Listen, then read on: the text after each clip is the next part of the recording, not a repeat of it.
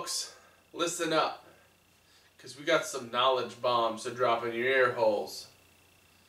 By knowledge bombs, we're just going to tell you what you probably already saw on NXT and Lucha Underground if you watched both of those shows. But if you didn't. Followed by some opinionative bombs. Observational opinion bombs are going to come after the truth bombs. Because then, along with getting the facts, you usually get to find out what we thought about it. Which, for the most part, are opinions, but in mine, they're facts. So if you disagree with me, you're wrong. And we call this a review. This is the midweek wrap-up. Yeah. That's all you had to say. Truth bombs. Truth martinis. Drink it up, man. All right. Well, after that, let's talk about NXT that was still in Canada. Yeah, we had a couple matches. They're lingering. We had a couple matches recorded prior to, I believe, last week's SmackDown. They were in Ottawa. Ontario, Canada. We had Asuka take on former tag team and Shimmer champion Nicole Matthews. Yeah. Being a resident of the Canada. The Great White North. And you were saying that they faced each other quite a few times in Shimmer before. Yeah, they're not strangers. Yeah, and I mean, nor are they Stranger Things. The match itself wasn't anything to write home about. Yeah, it was more the Asuka story, to have her dominate competition. Yeah. She can be. I don't even think Nicole really got much offense other than maybe not a ton. Maybe like a kick, but it was mostly Asuka just kind of it was like a predator playing with its food. Yeah. Which eventually she worked her down and then just kind of made her roll herself into the Asuka lock. Essentially, I liked it a lot. She the way she transitioned from it was like a crossface or it was a crossface, an arm bar, and then they rolled over on top of each other, and when they got out, it was the Asuka lock. Yeah, and I was like, holy cow! Yeah, I enjoyed that. Yeah, she made Nicole Matthews put herself in that situation, and it was quite impressive. And then we actually had her talking later. Kathy Kelly came out and she's like, a lot of people are saying that you're different now. That kind of alluding to the fact that this championship has gone to her head. She's like, bitch, you don't know me. She's more like, I'm not any different. I'm just Asuka. I just can't find any competition. That's it. Just gotta find competition, then Asuka will be less of a bitch. Don't tell her I said that. I am so telling her. Yeah, don't do that. Speaking of champions, we actually have. I thought this was going to be an actual episode of NXT, but this Saturday we're going to be getting the rematch between Shinsuke Nakamura and Samoa Joe in Osaka, Japan. Yeah. As far as I can tell, it's going to be on the network, so you might get a little extra review either the end of this week or the beginning of next week as we talk about what happens. Maybe that's just that match. Maybe we got a couple of other matches we'll talk about. But we'll see what happens coming this Saturday when NXT invades Japan. We had Eric Young of Sanity taking on No Way Jose after No Way Jose kind of challenged him to a fight after what happened with Rich Swann last week. And other guy. Hawaiian guy. Oh, Kona Reeves. Keanu Reeves. No, not Keanu Reeves. Kona Reeves, formerly known as Noah Pates, formerly known as Noah Kakoa. The man of many names. No hot cocoa. No patches. Just Keanu Reeves. Good God. Oh, man. Jose had his work cut out for him in this, though. I mean, he did have a pretty good run against Eric Young. Yeah. But obviously he had the three distractions at ringside, that being Wolf, Fulton, and Cross. So he was having to look in every direction no matter what he was doing throughout this match. Oh, absolutely. And it was one of the old Shield matches, you know. They always like to like shark around the ring. Yeah, or even the Wyatt family, when you've got so many guys out there, you're having to constantly keep yourself on a swivel because you could get attacked from any side at any moment, and especially with Sanity, you have no fucking clue what those guys are going to do. And you know there wasn't a whole lot of interference from Sanity, but what was done through the match, Jose was actually able to like keep himself in the game, like knocking Alexander Wolf off a couple times. I think Fulton was more so just kind of like in his face. Yeah. But Wolf actually caused Eric Young to be able to do the neck breaker over the ropes that sent Jose like bouncing off the rope to the floor. I think the referee was distracted with Fulton, and No Way Jose was like trying to get into the ring. Yeah. And, Wolf wrapped around his foot, and he kicks Wolf off, but then he was like turned around and looked at Wolf. Yeah. So he had his back to Eric Young, which you don't put your back to your opponent. No. Rule of fighting 101: don't give your opponent your back. Especially if it's a world-class maniac like Eric Young. That's just you're bound to be ruined in some form or fashion. But Jose actually kind of has this in the bag for a second. He does like this lift up into like this massive punch that like knocks out Eric Young, and he's getting ready to go down for the pin, but then Nikki Cross jumps up on the apron and starts freaking out, and like Fulton's like trying to get her down but also like causing a distraction, and Jose goes over and is like, what the hell's going on? I'm trying to pin over here, you know, pay the fuck attention. And that allows Eric Young to actually get up, and he ends up hitting the wheelbarrow neckbreaker and defeats No Way Jose. And then, despite their best efforts at keeping her away, Nikki Cross does run back down to the ring and deliver a missile drop kick to the face of No Way Jose. And then Sanity seems pretty proud of that. Yeah, you know they made a song about Nikki's like leather pants. Tell us about it, Hawk. Hot cross buns. Oh, Jesus Christ. Next week, I'm assuming we'll be back in Full Sail for... God damn it. Did I raid the King's playbook for that one? I don't know. We'll be back in Full Sail, I believe, because we'll be seeing the brand new tag team champions of DIY. Yeah, boys. We'll probably get some this sort is half of them. We'll probably get some sort of... you need to get yourself a Ciampa shirt. I got money for a Ciampa shirt. I got my Shinsuke shirt. He ain't champ no more. He's a champ in my heart. He's the motherfucking king of strong style. He'll always have a title. Anyway, yeah, so we'll be seeing them. We'll probably get the Revival saying that, hey, we get our rematch. We want a rematch. So we will see what happens. I think a 2 out of 3 falls match should negate the rematch. The fact that you did lose twice. Yeah. That's fair. I absolutely agree with that. No, I think that's why if you watch our indie news ever, Chikara implements the 2 out of 3 falls for every Campeonato de Parejas match. Yeah, because you have to gain 3 points to get the shot, and then you're really put to the test whether or not you deserve the titles if you can win a 2 out of 3 falls match. Yeah, and so there's no rematch clause. It's a good formula to use in a wrestling company. So yeah. But we actually had Ty Dillinger. We had earlier Joe, in the show. Yeah, we had Joe talking about his match against Shinsuke this week, and saying that he's gonna beat him in front of all of his countrymen, all of his friends and family. Then he's interrupted by Ty Dillinger, who says, I'd like to prove that I can compete at the top level here in NXT, and I think I could beat you, Joe. And Joe's like, bitch, please. Bitch, you can't even beat Bobby Roode. You can't beat me. And it was like, what? How many reasons can you give me as to why you think you should even have a chance to face me? And Ty's like, well, I could give you 10 reasons, but you're only gonna need 1. And then slaps the fuck out of Joe, and Joe just Dillinger.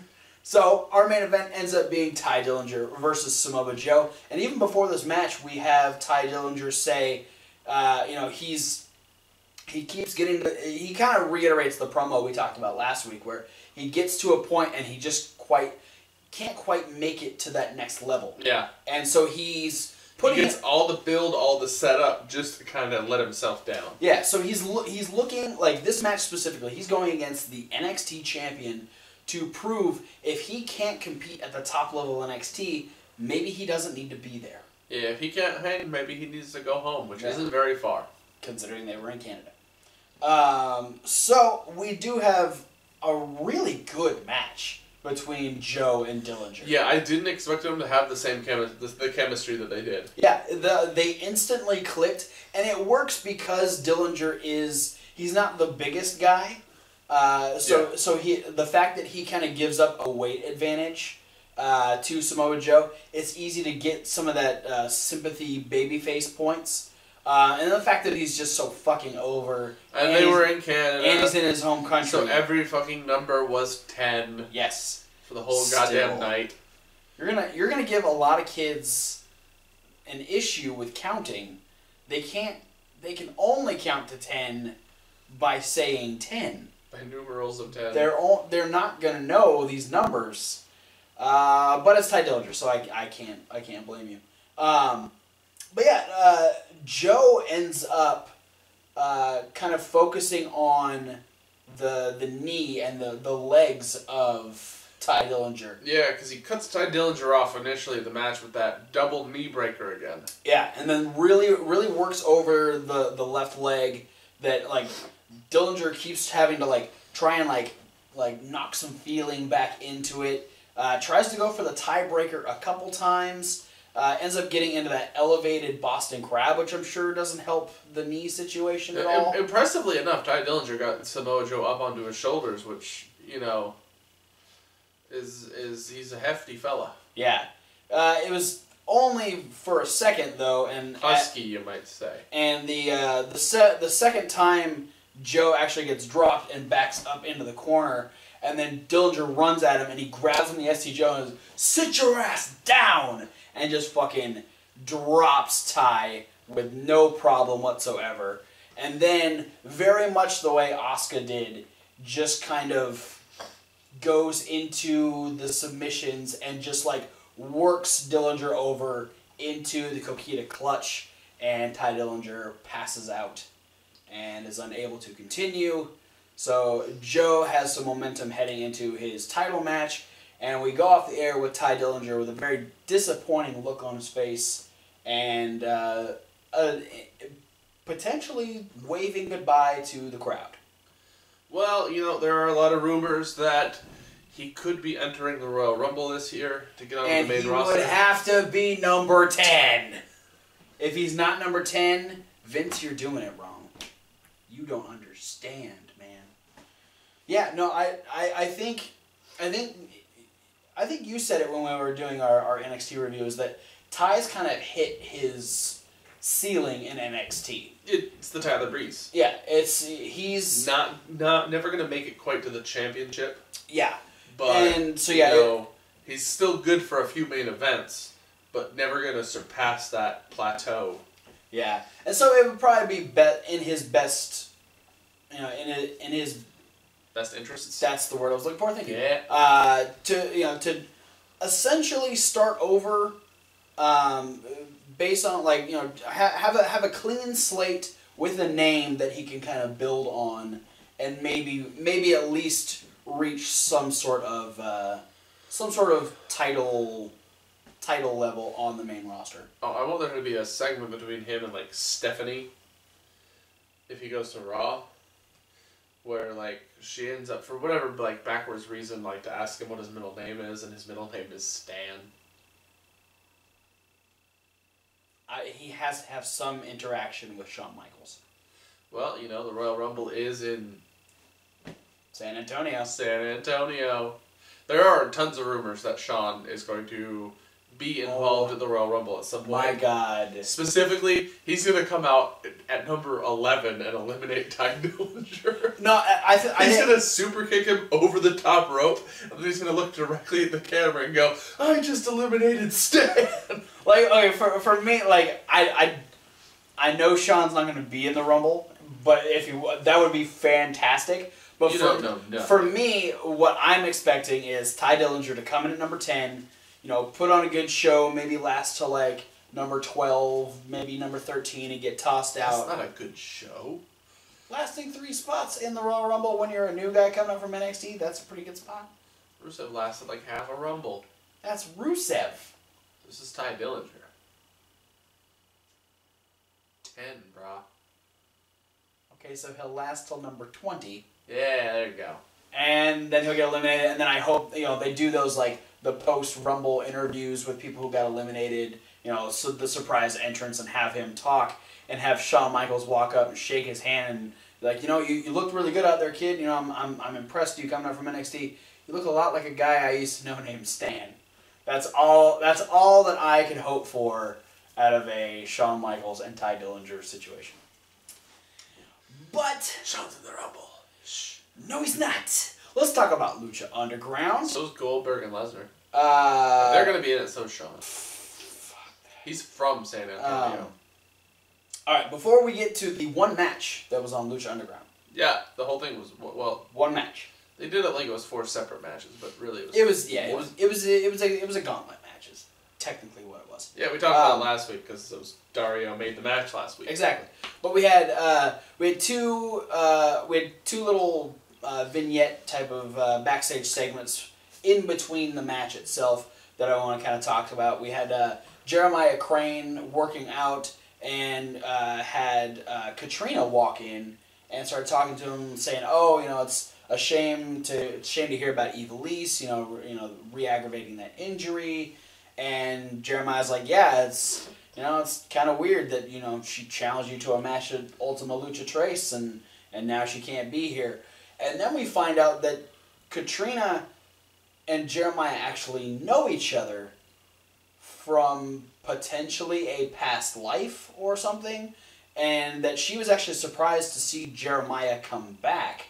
And he's actually, like, a necklace he wears has part of, like, her stone or something like that. That's what she said.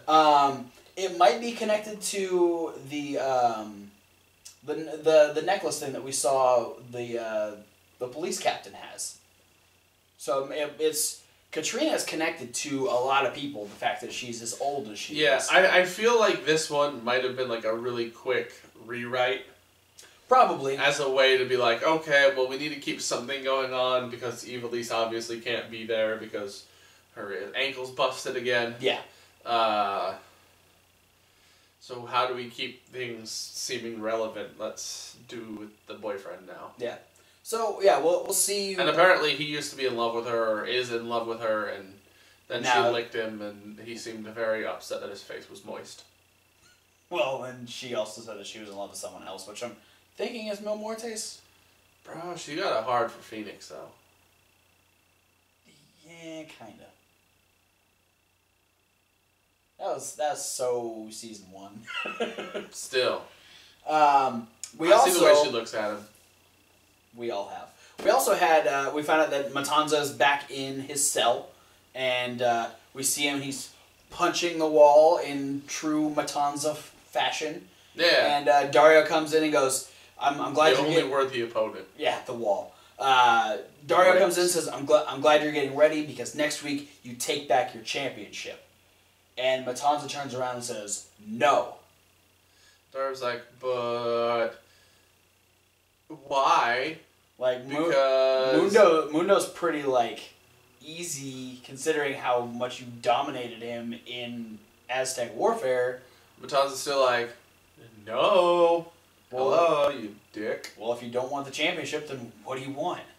Mysterio.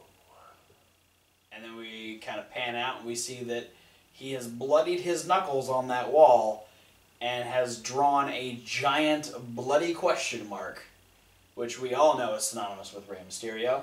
Because mystery. Mystery is the Mysterio, if you haven't put that together yet. Yeah. And if you haven't been watching Rey Mysterio since, WCW. Got a lot of question marks on his shit. Question mark is his thing. Matanza wants Mysterio, and as Kevin Hawk reminded me while we were watching, it's because Mysterio was the one that eliminated him from Aztec Warfare. Yeah, you were confused. I was like, what the fuck did Ray do? Oh, yeah, that's right. He became the only person to ever pin Matanza. Yeah, so yeah, that makes sense. It made sense once I was reminded of that situation. So, good luck, Ray. Matanza wants revenge. Good luck, Ray. All right. So, our overarching storyline, we actually started with Vampiro meeting up with Pentagon Dark saying, you know, I may not be your master, but I remember what happened at Ultima Lucha Dos. And it was when Vampiro got attacked and busted open, and then we had Pentagon Dark licking the blood off of his hand. And so it was a very foreboding message towards Pentagon Dark. And talk about Vampiro through this match. I don't want to. We gotta. It was... I don't think I've ever felt this uncomfortable. It was awkward. Yeah, he was making a lot of mouth noises. Not even that. It was like just like groaning and a lot of like pleasure words. Yeah. He was having a hardcore hard on. Cuz this match got pretty violent as we progressed through these matches. Oh yeah, no, it definitely got more and more violent, and you know, you couldn't top the stage 3 in this one as far as how aggressive it got. Yeah. So first off, it was all 3 members of the Black Lotus Triad. Then that would be followed by Black Lotus herself. So we first started off with probably the smallest of the 3, a woman named Doku, who her and Pentagon just kind of had a very very strict match. Yeah, and that one was very Pentagon dominated. Yeah. Throughout the whole thing. And then she would have like little comebacks. Yeah. And then like whatever she would either like run into him or jump on him and he would catch her and just drop her down again because she was tiny. Yeah. And so so she really had to throw all of her weight into it, and she did finally get Pentagon down, and she did a really she jumped straight up in the air, came down with this massive elbow drop, which was really cool.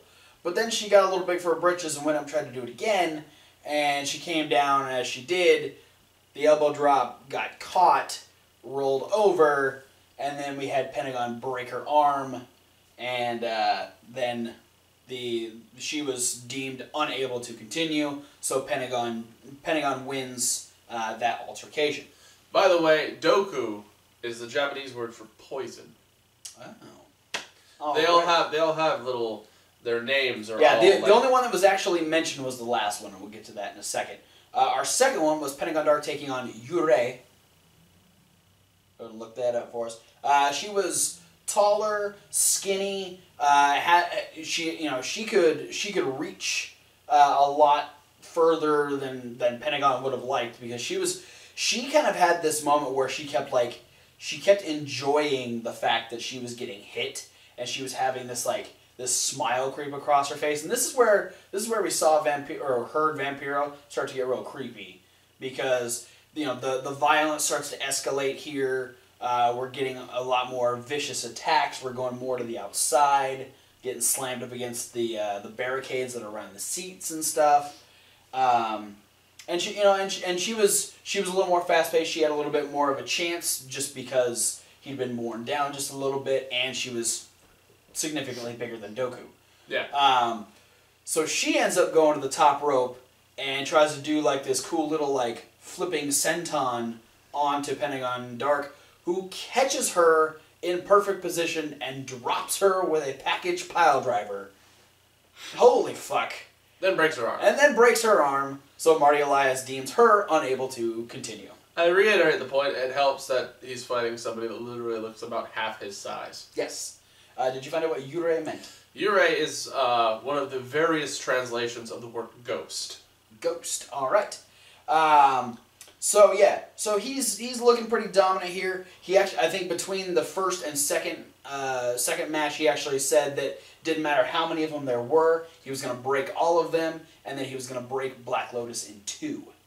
Yeah. And so then we finish off our third member of the Triad. This is Hitokiri, which is assassin, translated to assassin, and it worked out pretty well because he was looking up the stairs where the other two had come down. He was expecting that to be where she came from. Instead, she ended up hitting him with a missile dropkick right off the bat.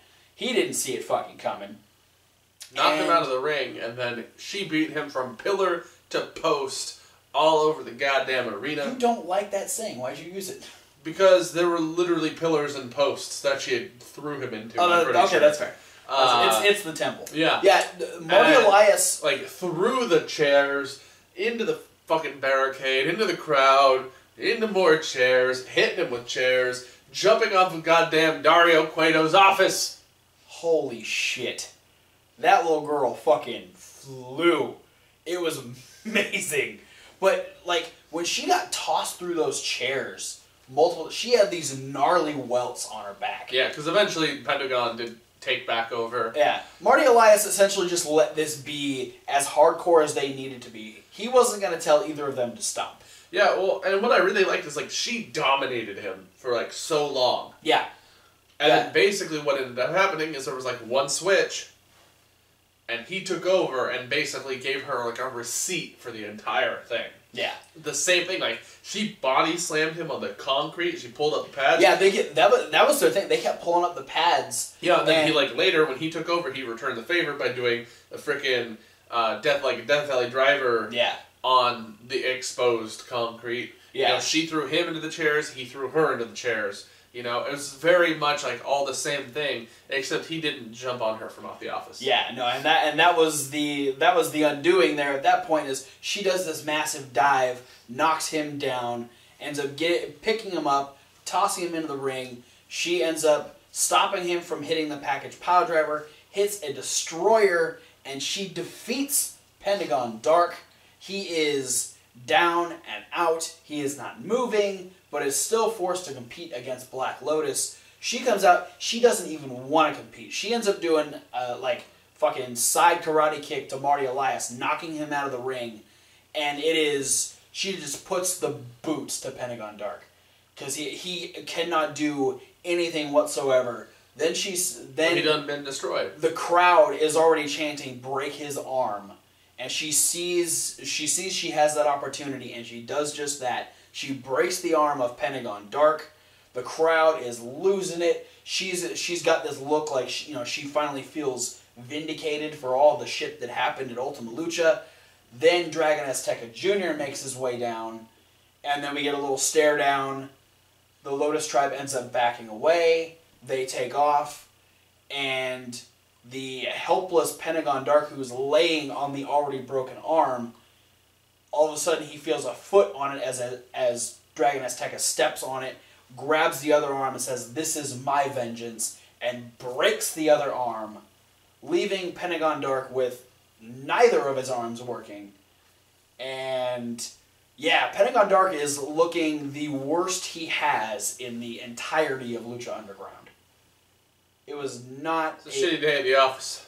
I mean, it started off as a pretty good night for Pentagon Dark, but boy, did it end shitty. Yeah. He tried. And on top of that, we got Vampiro, who's just sitting over there just smiling, watching the whole thing, just enjoying every little bit of it. Pretty much, I was surprised at any point where they put the camera on him that his hands were over the table. He was jerking it the whole time. No, I was just saying, it's, one of them Omegle chat roulette rules. Hands up. Hands up.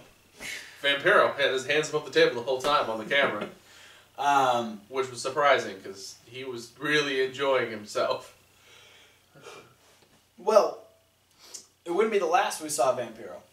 Because as Lucha Underground goes off the air, we get a little pan over the city that we're used to. We go into a darkened room. There's candles that are lit. It's just a very ominous looking room. And then we actually see the face of Prince Puma, who awakens inside of the casket and is just like, he's completely confused as to where he is. And then from the shadows, we get a full-on, painted up, even covered in bits of blood or something, Vampiro, who just kind of twitches a little bit, looks down at him, candles go out and we hear Vampiro say, "Come with me." And that's the end of Lucha Underground. And next week we debut Puma Dark. No. No. Watch it. It's gonna happen. I'm gonna be really mad if it is. We can Prince Puma Dark. We can do better than that. Prince Puma Black. PJ Black. Prince Pluma. Pluma? Prince Feather.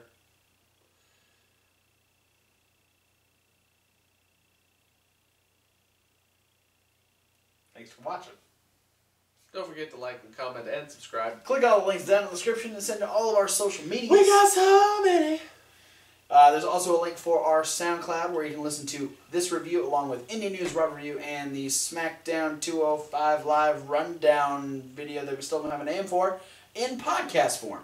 Yeah. But we got 2 more videos coming your way just after this that you won't find in podcast form. No, you gotta be you don't subscribed. get them. Gotta be subscribed over here. That's the only way you get to watch it. We got predictions for this Sunday's TLC, and I'm going to be talking to you about who impressed me in the month of November. November.